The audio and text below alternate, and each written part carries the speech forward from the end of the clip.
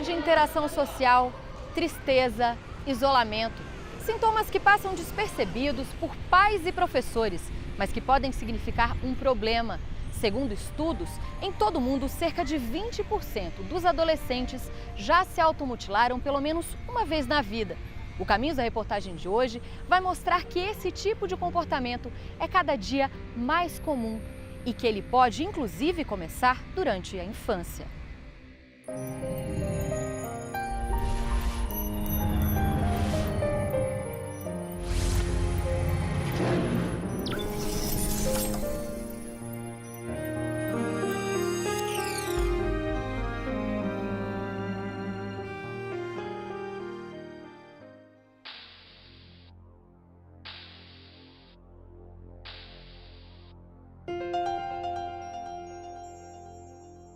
Eu me arranhava, eu pegava faca quente e colocava aqui. Eu tenho uma marca na costela da faca e agora eu comecei a dar murro nas coisas. Geralmente o meu corte é... Quando eu tô muito... Tem uns momentos que eu sou muito assim, sabe? Revoltada da vida, vamos dizer assim. Eu não estou encontrando sentido nas pessoas, não vejo ânimo de viver. Aí tem uma hora que eu chego em casa, sabe, dá uma vontade de fazer isso, dá uma vontade de sentir a dor, sentir alguma coisa. Aí eu acabo fazendo isso às vezes. Eu comprei uma lâmina, daí uma noite eu comecei a me cortar. Quando eu comecei a me cortar, aí foi como que o sangue foi caindo e foi começando como uma coisa dentro de mim. Ficou mandando como se fosse me cortar mais, pra cair mais sangue. Daí eu consegui encher meu braço todinho, com os cortes. A automutilação é quando a pessoa deliberadamente, toma a atitude de se machucar com uma finalidade. Qualquer agressão ao corpo sem intenção de estética, sem nenhuma intenção estética ou suicida. Geralmente são pequenos cortes, ou os cortes são os mais frequentes, são pequenos cortes, ou o paciente pode se arranhar, pode se com algum objeto, pode se queimar, mas não tem intenção de acabar com a vida.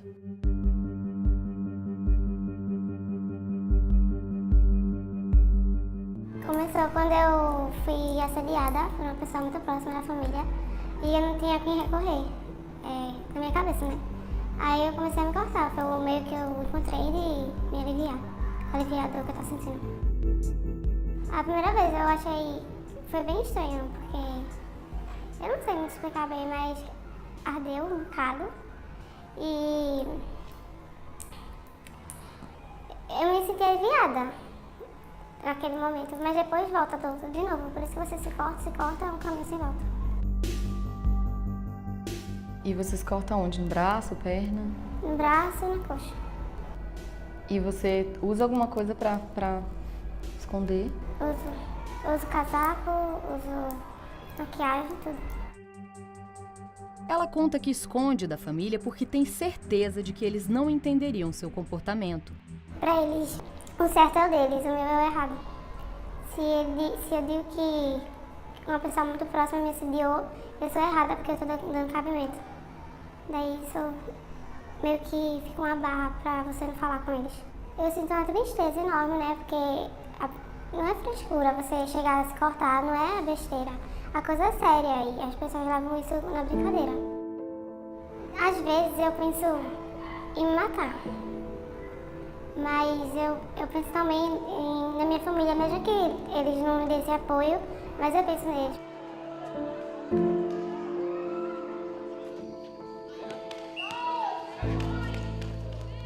Muitas vezes a autolesão é vista como uma forma de chamar atenção, uma forma de manipulação, de você conseguir chantagear alguém para conseguir um benefício, mais específico. E a autolesão, ela mostra claramente que a pessoa está num quadro muito frágil e num sofrimento psíquico muito intenso.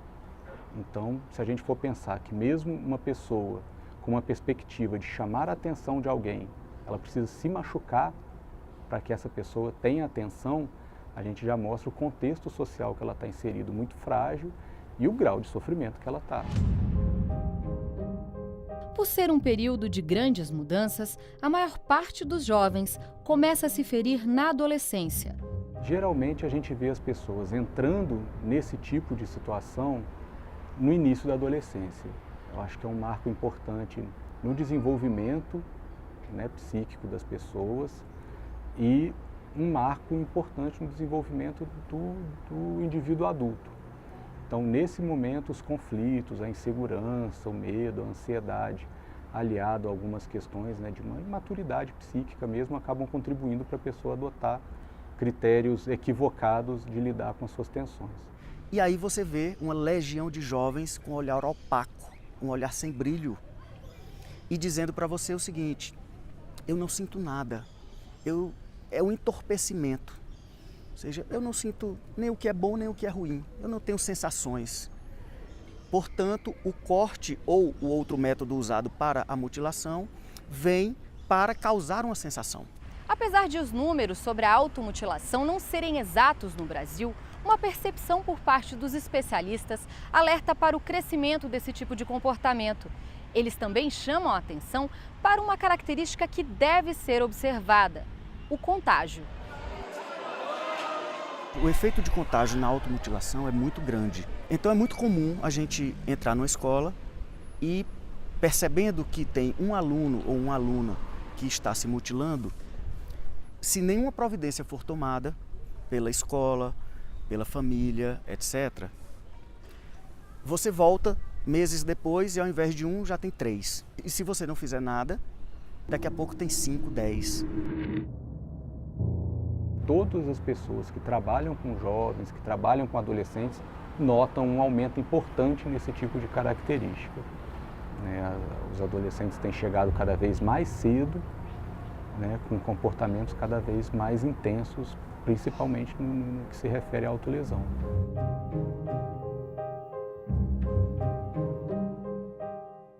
Da primeira vez eu estava sozinha em casa e foi com um negócio de lapiseira. Eu desmontei a lapiseira e me cortei. Eu tinha 13 anos. O ponto inicial foi a morte da minha mãe, porque minha mãe era tudo para mim. Minha mãe era quem conversava, quem me dava apoio, quem me defendia. Mesmo estando errado, era ela que me defendia. Depois disso, teve várias outras coisas que foram acontecendo na minha vida que sempre me deixava para baixo, triste, magoada. Também a questão de autoestima, que geralmente essas pessoas não têm muita autoestima. Eu, meu pai e meu irmão passou pela mesma coisa. Cada um reage de uma forma diferente. Diagnosticado com depressão, hoje ele tem acompanhamento médico, mas ainda confessa que tem dificuldades para deixar de se ferir. A pessoa, de tanto sofrer, a pessoa acaba se acostumando com aquilo. E meio que gera uma dependência. E eu não consigo ter mais uma vida normal. Tem aquele lado que sempre fica querendo me colocar pra cima, mas tem um outro que sempre fica querendo me puxar pra baixo. Como que você pensa no seu futuro? Eu não tenho muita esperança no meu futuro. Eu não penso nada adiante do meu presente. Eu acho que meu erro deve estar nisso, porque eu não vejo eu tendo futuro.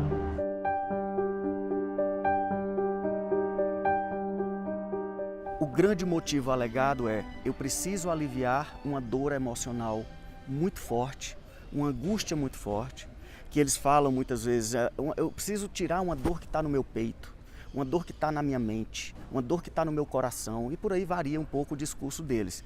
Mas, no fundo, é a tentativa de alívio de uma dor emocional, uma dor subjetiva com a qual eles não conseguem lidar. E, por incrível que pareça, por mais paradoxal que seja, eles se ferem numa tentativa de transferir aquela dor subjetiva para uma dor física.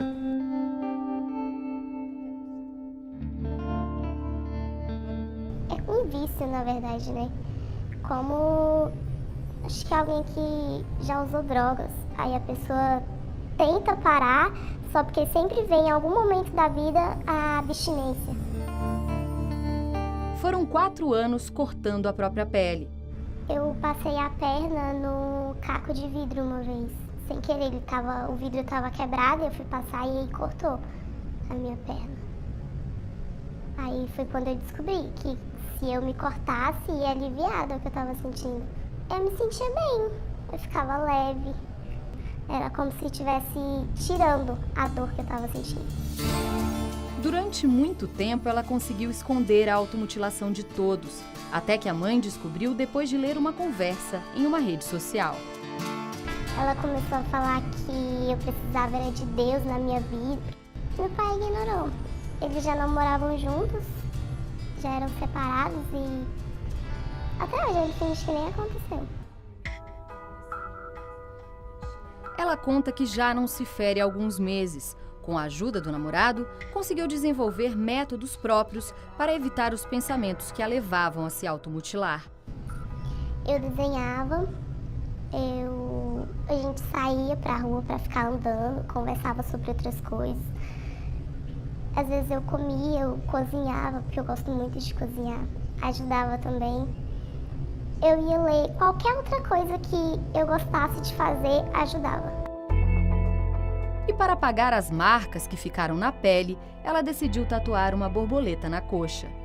Qual conselho que você daria para, de repente, alguém que esteja se automutilando, mas que também, como você, pensa que, de repente, é melhor parar ou é melhor tentar outro caminho? Para quando der vontade, fazer qualquer outra coisa que te faça bem, seja desenhar, seja assistir um filme, seja sair com alguém ou só andar, qualquer outra coisa que te faça bem, que não seja isso. No começo é bem difícil, mas se você vai lutando com isso, com o tempo você nem tem vontade mais.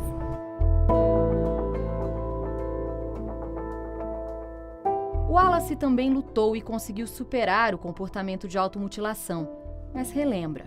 Cortei o dedo sem querer com apontador. Quebrou na minha mão, aí eu peguei a lâmina e cortou o meu dedo.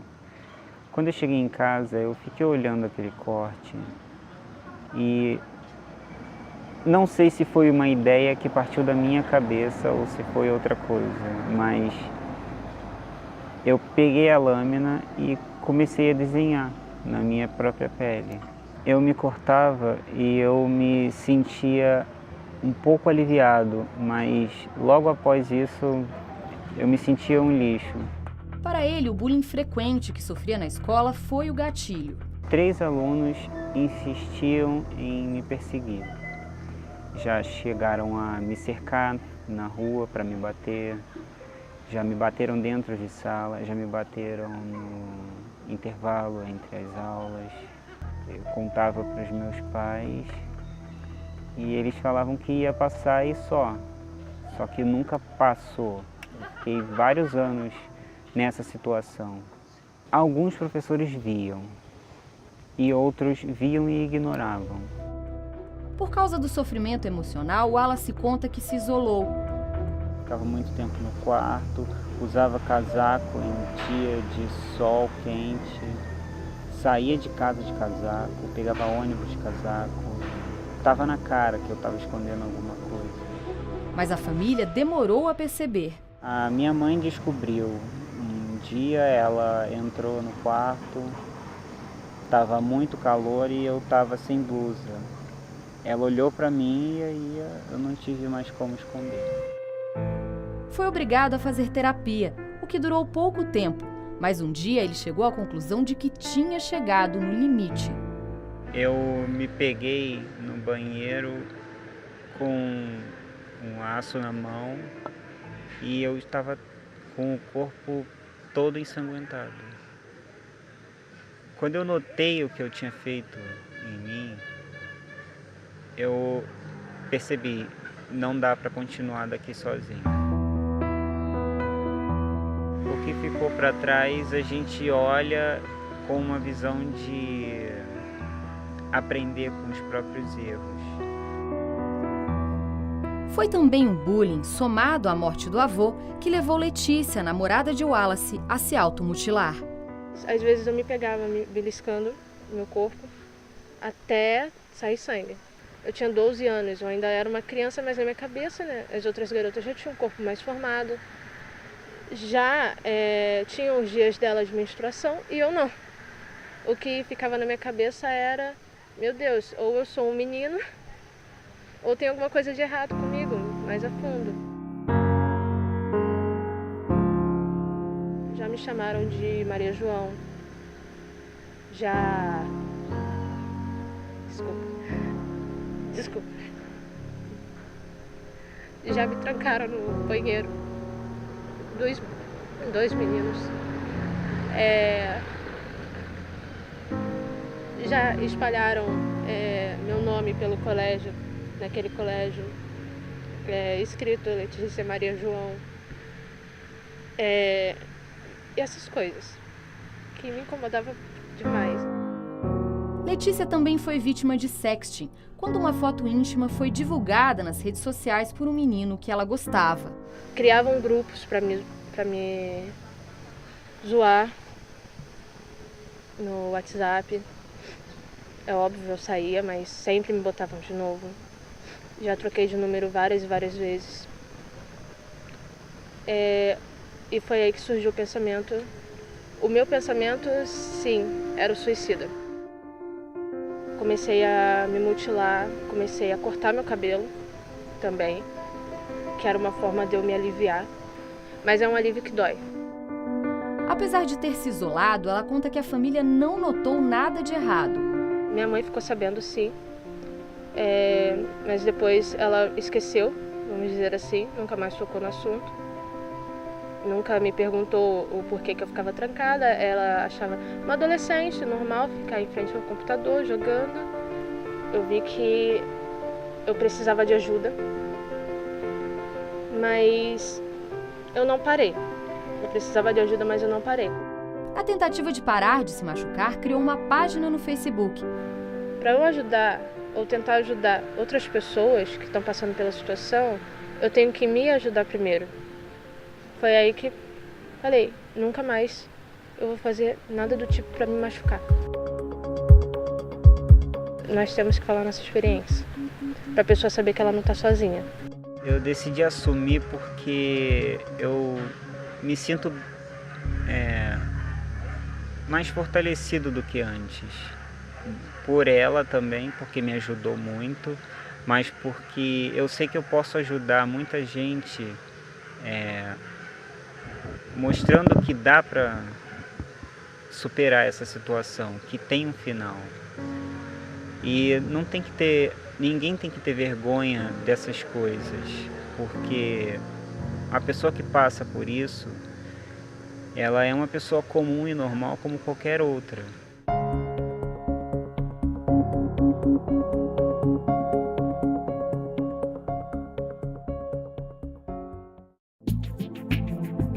Estava sofrendo bullying, há muito tempo já. Aí eu pensei e fiz. O bullying é um fenômeno que ele deixa traumas, ele é provocador de traumas e ele mexe diretamente com as questões emocionais, tanto dos autores quanto dos alvos, ou seja, tanto das vítimas quanto dos agressores.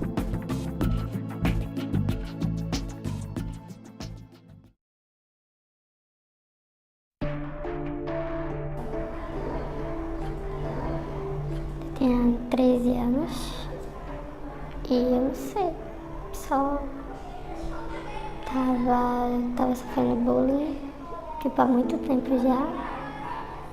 Aí eu pensei e fiz. Eu nunca fui muito sociável. Você é fechada? Eu nunca, sabe, tipo, quando eu tenho um amigo mesmo. Mas não me importo muito em abrir com as pessoas e assim. Aí as pessoas me excluíam porque achavam que era porque eu não queria estar, então. Isso vem acontecendo há tanto tempo que pra mim já ficou. Eu não ligo mais, sabe?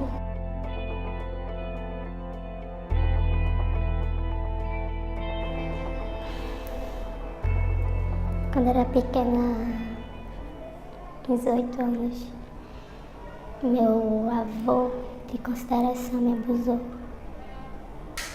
Não me estuprou, foi só realmente abuso.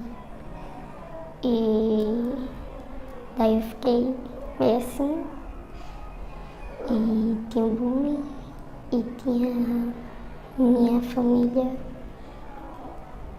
que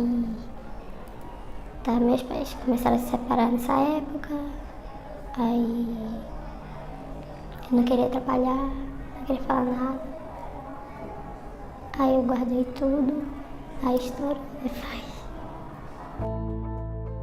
Como não conseguia explicar o que sentia, os cortes começaram. Era só como se estivesse dividindo a dor de dentro e de fora, sabe? Só como se estivesse dividindo, mesmo, equilibrando. Já são quase 4 anos desde que se feriu pela primeira vez, mas até hoje a família não sabe. Eu moro com minha irmã, com minhas 2 irmãs, com meu irmão, com minha mãe e com meu sobrinho. Bastante gente. E eles nunca desconfiaram? Nunca. Minha irmã já uma vez, mas ela simplesmente olhou e foi embora. Porque ela viu cicatriz ou não? Ela viu cicatriz. Ela olhou, aí eu vi que ela tinha visto. Aí eu peguei e cobri, ela não falou nada, foi embora. Eles são bem desses que acham que é besteira, que é uma fase ruim que tá passando.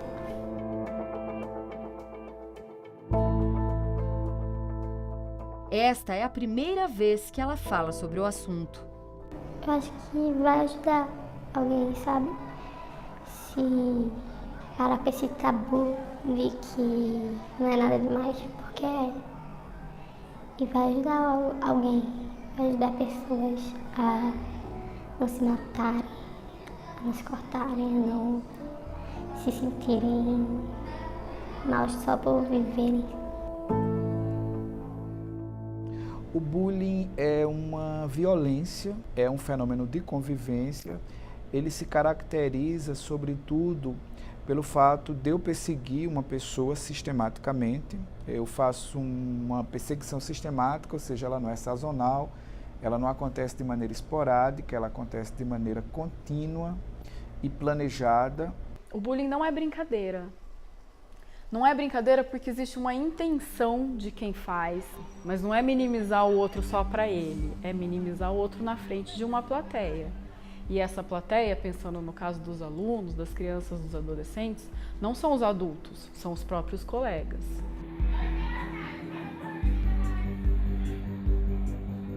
Cyberbullying é um tipo de violência mais cruel ainda que o próprio bullying. Enquanto o bullying acontece muitas vezes entre o grupo de crianças de uma sala de aula, por exemplo, entre 30 pessoas, quando vai para a internet, essas 30 pessoas, elas se multiplicam e a gente tem uma possibilidade de exposição de alguém diante de um número muito maior de pessoas.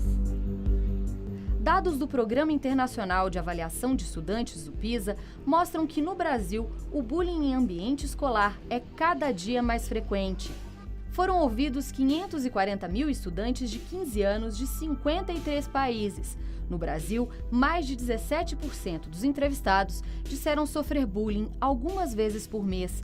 Quase 8% afirmaram que são excluídos pelos colegas e 9% deles disseram ser alvo de piadas.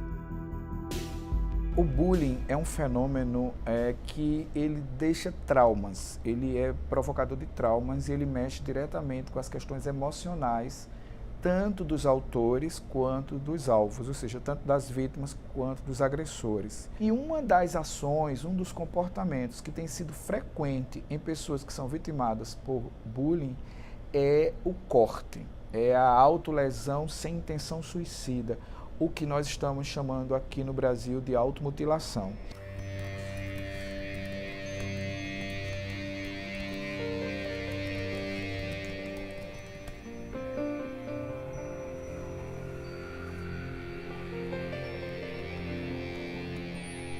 A filha de Roberta, depois de anos sofrendo bullying, começou a se automutilar.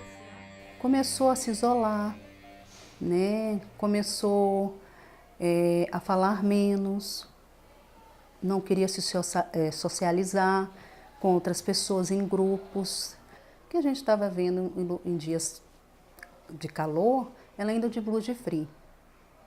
E foi bem naquela situação daquela baleia azul. Então, o que a gente foi percebendo? O braço dela todo mutilado. E também houve a barriga mutilada. Há pesquisas que mostram que muitas crianças, muitos adolescentes que se mutilam hoje começaram o comportamento antes dos 10 anos de idade. Então não é verdade que criança não se mutila. Assim como adultos também, só que a prevalência, quando você vai para a idade adulta, já vai para 4%, mais ou menos em estudos internacionais.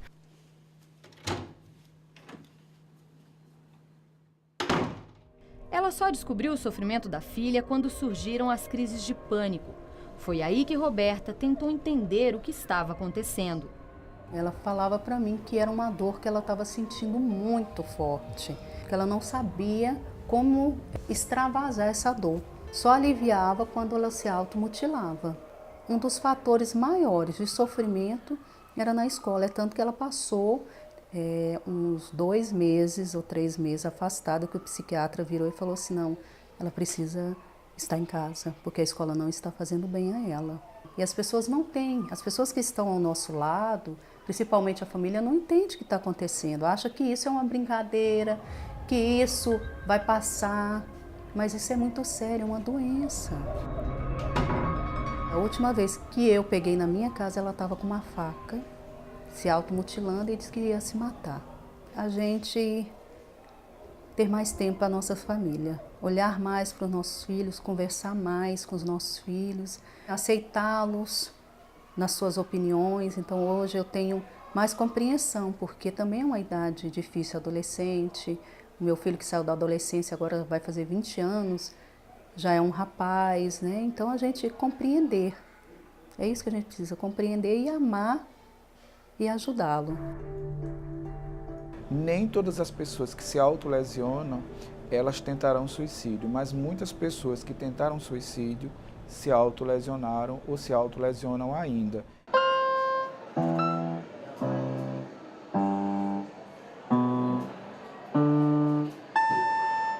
O que é automutilação? Se vocês discutem, se esse é um assunto que vocês conversam, se está entre as rodas de amigos? Eu nunca conversei com ninguém sobre isso, ninguém nunca chegou pra mim pra falar o que era, o significado, a gente, sei lá, quando a gente sente, a gente vai lá e faz. Muitas vezes eu cheguei aqui na escola com o braço cortado, assim, fechado, mas eu tento não demonstrar que eu me corto. Em casa eu sou uma coisa, na escola eu sou outra, é muito difícil. Na escola eu tenho que mostrar uma menina boa, brincalhona, tudinho, mas por dentro quem me conhece mesmo, só Deus, né, sabe a dor que eu sinto. O que era para ser uma roda de conversa sobre automutilação tomou outras proporções. A princípio, essa escola pública do Recife nos informara que sabia que dos 9 jovens, 4 se automutilavam. Mas em nossa conversa, 8 deles assumiram ter esse comportamento, com muito sofrimento e lágrimas. Quando a gente sai de casa, a gente sai com um sorriso lindo no rosto. Mas daí vem um vento e traz toda a tristeza. A gente para pra pensar e ver que ninguém tá do lado da gente. Porque o que mais dá motivação aos jovens a se motivar é a rede social. Os próprios amigos, que hoje em dia, bastar uma palavra para uma pessoa baixar a cabeça e ficar triste. Aí eu já me mutilei, pra mim, me machucaram muito, eu me cortei, eu fiquei bom. Eu acho que a gente pode perceber que a escola vive hoje uma epidemia de automutilação ou de autolesão sem intenção suicida. E pode perceber também que a escola não se deu conta disso e tem feito muito pouco para tentar minimizar e erradicar esse tipo de problema. Você tem uma faixa etária de idade que tem sido, digamos assim, tem tido uma prevalência maior, que é entre os 13 e os 16 anos. Você tem uma predominância maior com meninas, não é? Você tem um gênero mais ligado a meninas e você pode perceber que se a escola não começar um diálogo urgente com a família, esse problema vai ainda quintuplicar. E pode ainda perceber outra coisa, a escola continua não escutando as crianças e continua não escutando os adolescentes e as adolescentes. Como não escuta, não sabe o que está acontecendo com eles, cria estigmas, cria padrões, cria preconceitos e termina afastando as crianças, os adolescentes, as adolescentes de um possível movimento de acolhimento dentro das escolas. Depois da nossa roda de conversa, algumas jovens quiseram falar um pouco mais sobre a sua história. Em comum, além da automutilação, os conflitos familiares. Quando eu tinha 2 anos, meu pai agredia muito a minha mãe. Há 4 anos atrás, minha mãe engravidou do meu irmão. E meu pai deu um chute na minha mãe, que minha mãe caiu de barriga para cima. E minha mãe ia fazer 9 meses. Foi por causa da minha mãe, porque a minha mãe me bate muito. Ela passa pra mim um jeito, eu não sei explicar, mas é que, tipo, tudo que eu faço pra ela não tá bom. Eu tô fazendo uma coisa, ela pede me lavar o prato, eu vou lá lavar os pratos e ela acha que não tá bom, e aí ela me bate, porque ela não sabe me ensinar a forma certa. Eu comecei com 9 anos, quando minha mãe estava grávida, aí ela saiu com meu padrasto. Aí quando eles voltaram, eu já estava dormindo. Aí eu escutei eles brigando. Quando eu abri o olho, minha mãe estava com o nariz sangrando. Aí eu fui tentar defender, só que eu não consegui, eu não tinha força para o meu padrasto. Aí eu comecei a chorar. Apesar de saberem, as famílias dessas meninas não aceitam e não entendem o que elas têm sentido. Não, ela não sabe. Até que uma vez ela me pegou me cortando, aí ela pegou, bateu em mim, porque ela não aceita, que ela pensa que é frescura, porque ela não sabe. Mas ela sempre pensou que eu era sempre uma menina neutra. Mas ela não sabia que eu fazia isso. Pra tirar essa angústia, essa raiva que eu sentia. Ela me viu me cortando, então, tipo, ela falou pra mim que me amava e que ela não queria me machucar.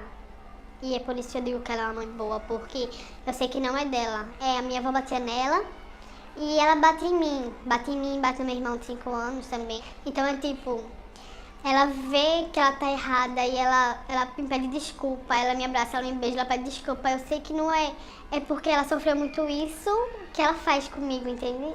Do que você tem medo? De perder minha mãe.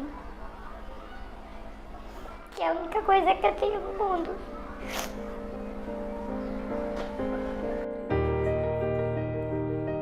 A cada lesão, um sentimento. De raiva quando eu começo a me cortar, a primeira vez eu me corto só pra machucar, mas quando chega na segunda e na terceira vez é bem mais profundo. É como se fosse um alívio. Eu sei que é pro meu mal, porque eu não quero só me cortar, eu quero matar a minha dor que eu sinto por dentro. Eu quero matar uma dor que é como se não tivesse cura. Eu tenho falta de um amor de pai, eu tenho falta de um amor de mãe, eu tenho falta de uma família. Eu queria que alguém me amasse. Só isso. Segundo especialistas, o tema da automutilação deve ser discutido em ambiente escolar. Mudanças no comportamento dos estudantes em sala de aula e o isolamento podem significar problemas que devem ser investigados. Trazer esse tema para discutir, trazer um especialista em automutilação, um psiquiatra, um psicólogo, para trazer informações, conhecimento para esse grupo de sujeitos e até para nós adultos que muitas vezes não temos, né, o conhecimento necessário para agir diante dessas situações. Então, trabalhar a questão dos valores, da questão do autorrespeito, da questão do respeito ao outro, dos valores que são importantes para as nossas relações, dos valores que eu considero importante para as minhas relações. Então, a gente percebe que um trabalho, né, pegando essa questão da automutilação, mas se colocando muito mais no lugar da pessoa que faz isso, né? Então, tentando fazer esse papel de sair do seu ponto de vista e ir para o ponto de vista do outro, então estabelecer o diálogo.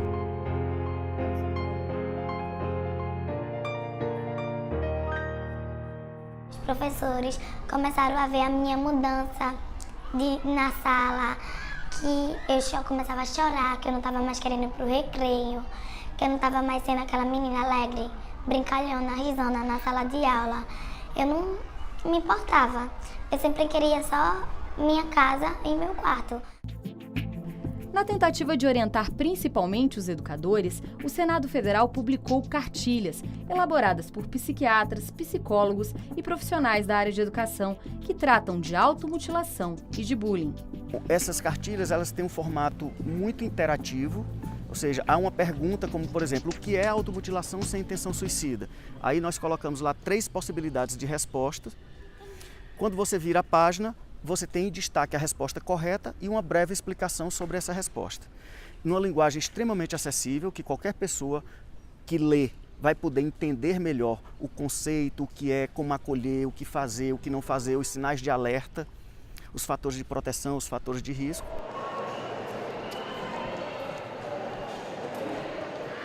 Em outra escola do Recife, encontramos essa jovem, que também tem comportamento de automutilação. Tinha mais ou menos 12 anos quando isso aconteceu. Aí ficou sangrando muito. Sangrou demais, levei ponto. Mas foi uma sessão boa e ruim, porque tava doendo muito. Aí eu fiquei chorando porque tava doendo muito. Eu pensei que depois de um tempo, aí eu via que toda vez que eu tinha raiva eu tinha que saber me controlar. Aí eu achava que se a dor que eu me cortasse, eu poderia estar dando mais atenção àquela dor do que a atenção de outra dor na minha cabeça. Aí eu achava que ele poderia ser bom pra mim, né, naquele momento. O sofrimento da adolescente parece não ser isolado. Ela conta que agora tem percebido que muita gente em sua escola também se fere. Estou começando a conhecer várias pessoas que têm esse problema. Eu não sabia que existia aqui nessa escola. As pessoas têm uma expressão tão diferente, né, considerada normal. É uma relação com os outros, a dança, é um comportamento muito considerado normal. E eu também, não vou mentir, eu tenho um comportamento considerado normal, bem, converso, faço tudo e tal. Mas por dentro tem coisa embutida, né, muitas coisas, muitos sentimentos de revolta. E que eu não sabia que existia assim. Eu pensei que eu era, sei lá, a única. Apesar de ter acompanhamento médico, ela conta que ainda se sente deprimida. Tá um pouco ajudando, mas ainda sinto que não é bastante. Sabe, Amadinha, às vezes eu fico pensando que pra que viver? Pra que viver? Porque o sentido da vida é o que? As emoções, o relacionamento com outras pessoas, o sentido de cada um tem. Mas eu não vejo sentido nisso. Eu não consigo ver sentido. Para ela, a saída está no diálogo, seja na escola ou em casa. As famílias não têm ideia do que está acontecendo. Por isso que eu acho que o índice de suicídio aumenta. E as pessoas não sabem qual é a solução, mas a solução está na cara. É a conversa com o filho, é a procura de saber o comportamento da escola, procurar saber o que está acontecendo, chegar e conversar, e não ignorar, não criticar, não ter um olhar de crítica. Sabe, as pessoas estão muito afastadas uma da outra. Não parece, mas estão. Estão nas redes sociais, minha família mesmo, eu cheguei em casa agora, todos estão mexendo no celular. Não tem ânimo, sabe? Não tem ânimo, não tem uma coisa para conversar. Não tem, eu chego em casa, vou conversar com a minha irmã, ela tá no celular, eu vou conversar com meu irmão, tá no celular. Aquela hora que você quer desabafar do dia. E não tem.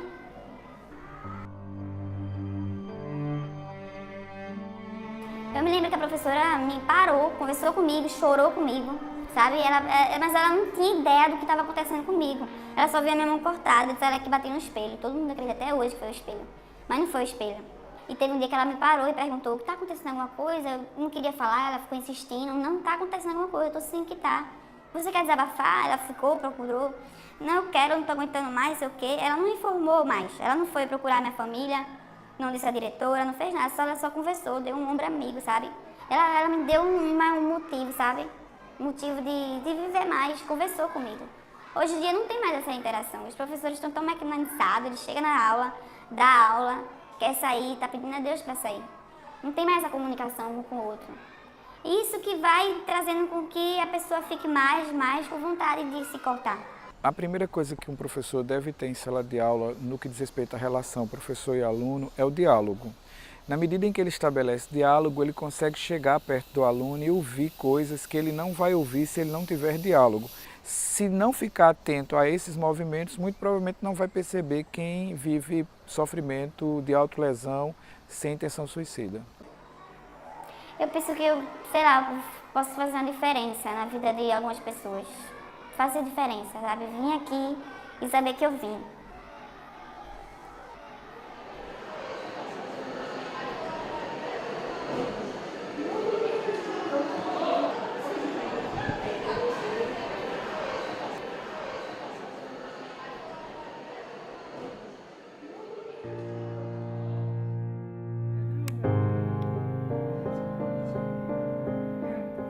A automutilação é sofrimento. Então, por mais que as pessoas não queiram parar de se automutilar, elas querem parar de sofrer. E se você não mata um leão por dia, você não está lá todo dia olhando no espelho e falando, não, eu preciso passar por isso, eu preciso sobreviver a isso, você pode vir até a recaída.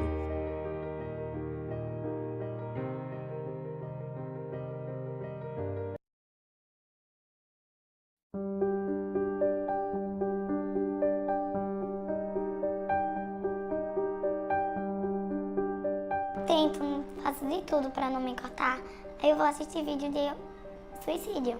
Meninas que se cortam, uma música que é Você Se Corta também. Antigamente eu era louca para tirar foto. Eu agora não consigo mais sorrir, não encontro mais meu sorriso, não consigo me distrair. E aí ele recorre à automutilação e muitas vezes expõe a agressão que ele fez a si mesmo nas redes sociais ou no inbox, né, no WhatsApp privado, por exemplo, para mostrar para a namorada que aquele término do namoro fez com que ele fizesse aquilo. Uma pesquisa publicada este ano pelo Comitê Gestor da Internet no Brasil ouviu adolescentes com idades entre 11 e 17 anos e mostrou que 1 em cada 10 desses jovens teve contato na internet com conteúdos que ensinavam como cometer suicídio e 13% acessaram conteúdos sobre formas de se machucar.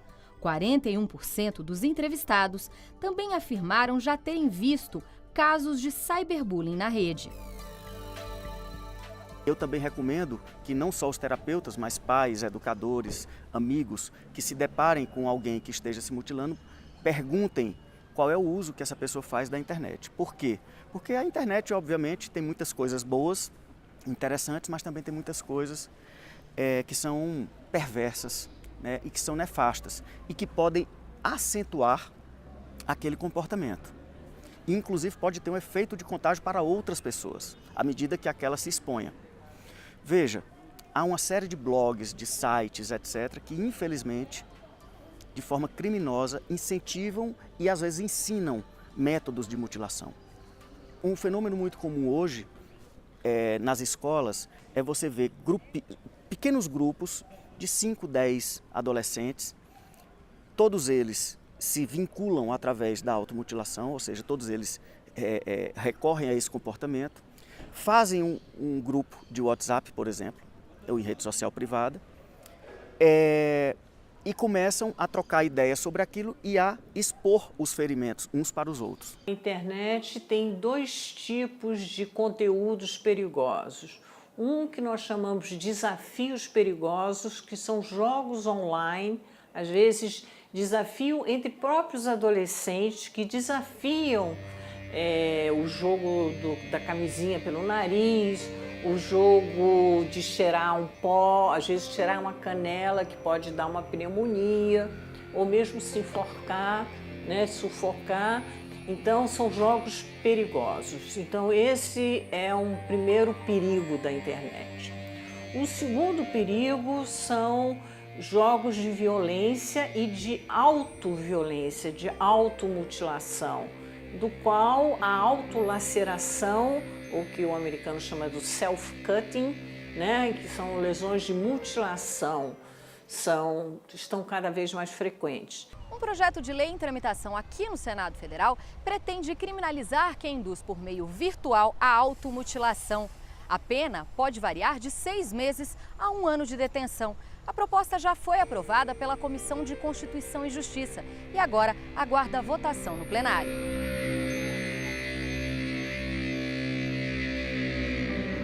Apesar de ser na internet que muita gente incita a autolesão, há quem encontre na rede uma forma de pedir ajuda e de desabafar.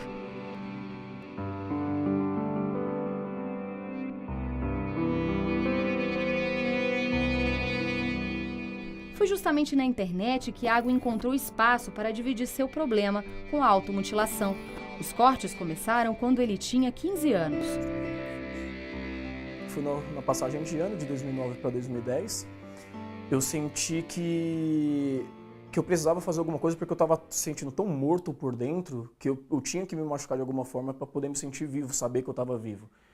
E aí foi quando eu comecei, foi quando eu fiz me automutilei pela primeira vez. Foi com um estilete, inclusive. E aí, a sensação que você sente quando você faz isso é meio que uma reafirmação do que você precisa sentir naquele momento. Foi uma rede social que ele encontrou espaço para falar sobre o que sentia. Eu comecei a ouvir falar sobre uma plataforma chamada Tumblr, uma rede social, que era basicamente para escritores. Eu sempre tive o costume de escrever muito. No meio das postagens que eu estava vendo das pessoas, eu vi uma postagem de um Tumblr americano com uma garota se cortando. E aí as pessoas falando que precisavam de ajuda e tudo mais, e tinha as regras lá do projeto Borboleta, do Butterfly Project, que era basicamente formas de você impedir a automutilação e identificar uma pessoa que se automutilava. Resolveu entender o que era o projeto e traduzi-lo para o português. Em pouco tempo, a publicação já tinha mais de 50 mil curtidas e 20 mil compartilhamentos. A pessoa que se cortava, ela desenhava onde ela se cortava uma borboleta e dava um nome a essa borboleta. Quando a pessoa se cortasse novamente, ela praticasse a automutilação, ela estava matando aquela pessoa que ela se importou tanto a ponto de desenhar. Então é uma forma de você fazer a pessoa lembrar que ela se importava com alguém, de que alguém se importava com ela, e de impedir que ela se cortasse, porque se ela se cortasse com a borboleta, ela ia estar fazendo mal não só para ela, mas a todas as pessoas que se preocupavam com ela também.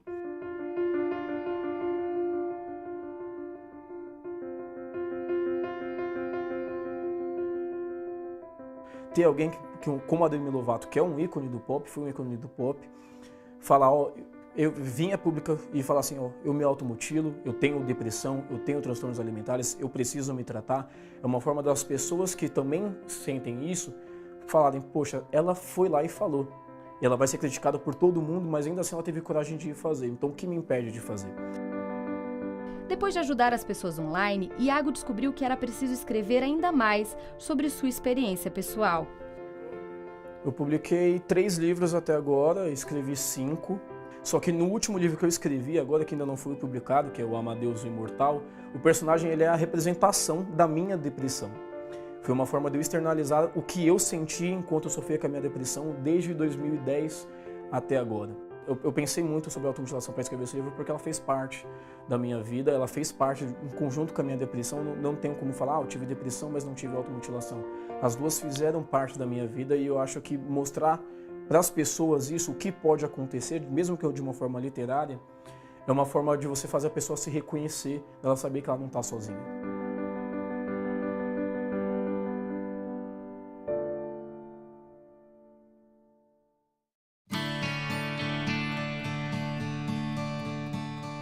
A história de Fernanda é parecida com a de Iago.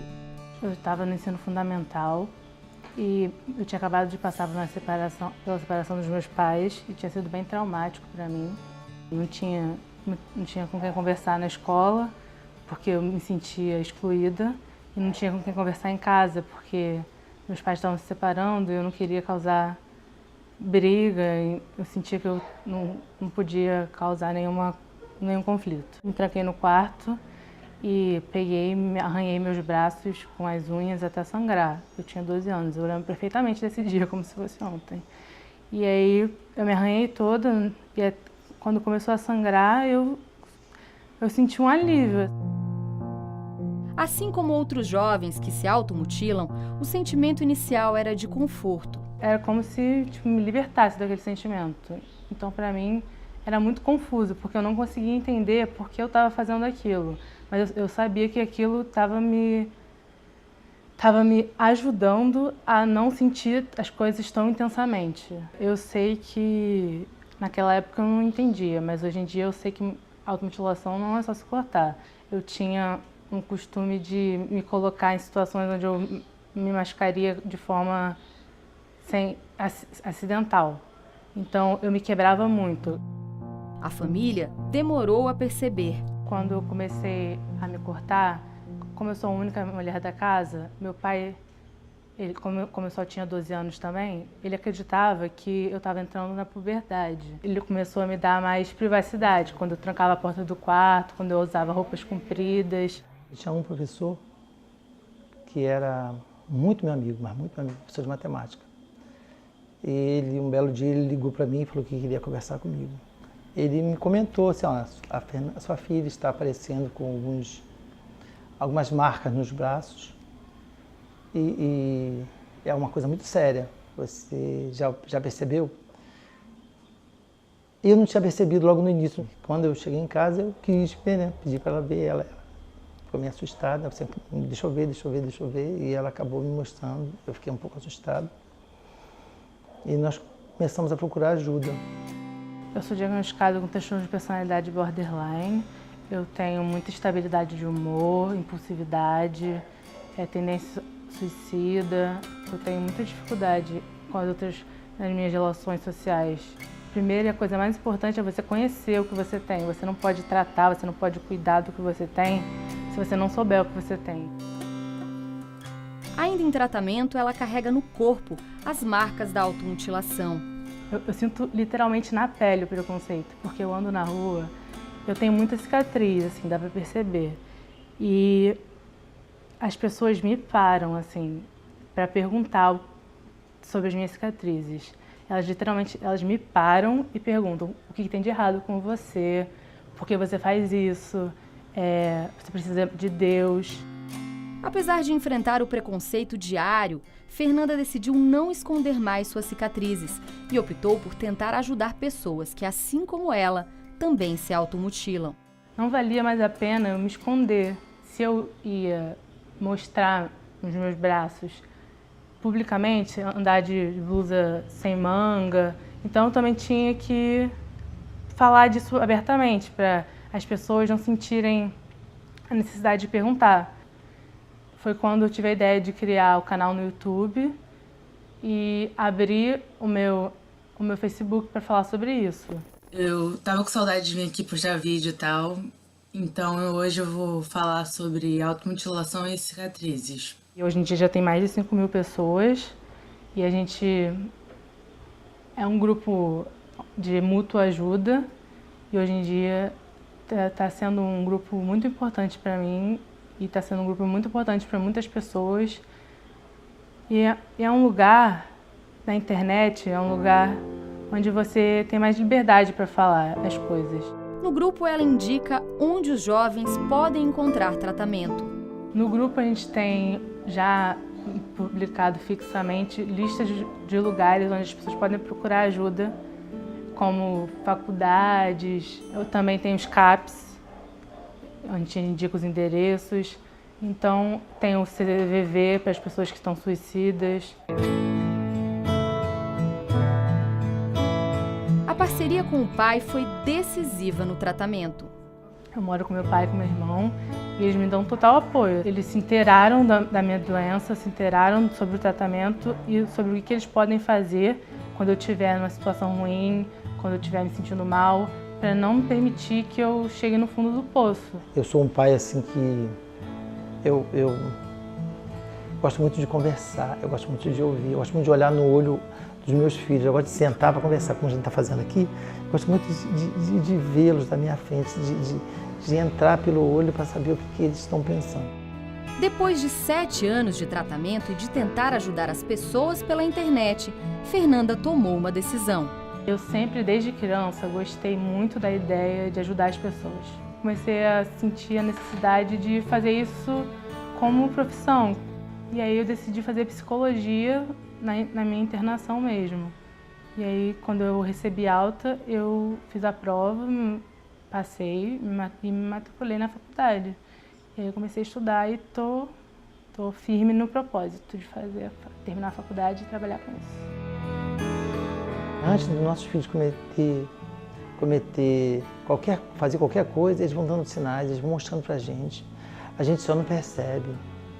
Minha filha, antes de começar a se cortar, no início, no início, quando começa a doença, você se sente muito culpado, mas você se sente culpado mesmo porque você não observou os sinais. Seu filho, ele demonstra os sinais, que as coisas não estão bem. Uma coisa que eu aprendi durante o tratamento, que eu não tinha muita compaixão comigo. Eu era muito severa, eu era muito rígida comigo mesma. Então, eu acho que eu só preciso entender que vão existir os altos e baixos. Eu posso ter recaídas, elas acontecem, fazem parte do tratamento, fazem parte da recuperação. Eu não tenho que ter vergonha disso.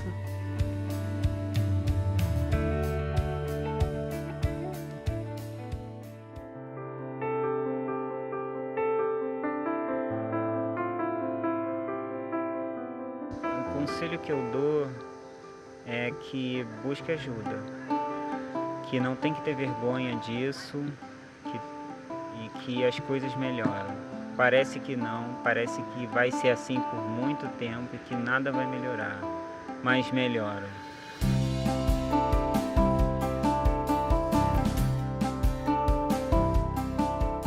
Nós estamos conversando dentro de casa, as escolas estão tendo escuta, ou nós estamos ainda no século XVIII, impondo, hierarquizando, tentando estabelecer uma ordem sem considerar a possibilidade de você estabelecer um ambiente de amorosidade.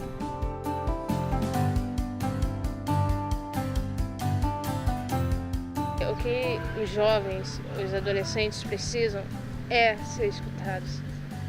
Porque quanto mais eles se reprimirem por medo, mais os problemas vão vir à tona. Os ouvidos atentos são sempre a melhor opção. É importante a gente acolher, a gente tentar entender e a gente mostrar que aquele comportamento merece uma ajuda, merece uma atenção. Até porque as outras pessoas que estão nesse momento praticando algo parecido tenham a liberdade, tenham, né, a facilidade de também buscar ajuda. Eu quero ser pediatra, eu quero ter uma família, eu quero construir uma família. Eu quero dar ao meu filho, à minha filha, tudo que eu não tive. O que eu posso ter tudo, eu posso ter roupa, eu posso ter sapato, eu posso ter comida. Mas eu preferia não ter roupa, eu preferia não ter comida, mas só um amor de pai e de mãe pra mim era suficiente. Não deixe de lutar pelos filhos de vocês e principalmente de buscar ajuda.